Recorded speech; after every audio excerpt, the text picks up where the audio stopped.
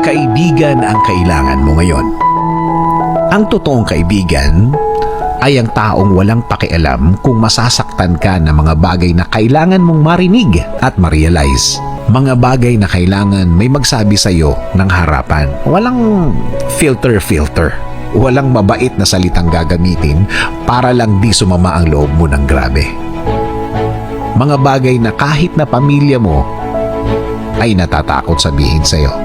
Mga bagay na dapat iharap sa mukha mo dahil nakakasira na rin ang pagkatao ang mga nangyayari.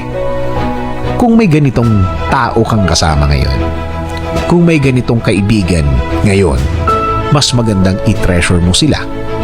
Dahil napakahirap na maghanap ng mga taong ganito sa buhay nito. Dahil taon ang bibilangin bago nyo mapatunayan ang puso nyo sa bawat isa. Maniniwala ka ba kung sasabihin ko na bawat pangyayari o bawat stage ng ating buhay, meron tayong kaibigan o pagkakaibigan na mangyayari?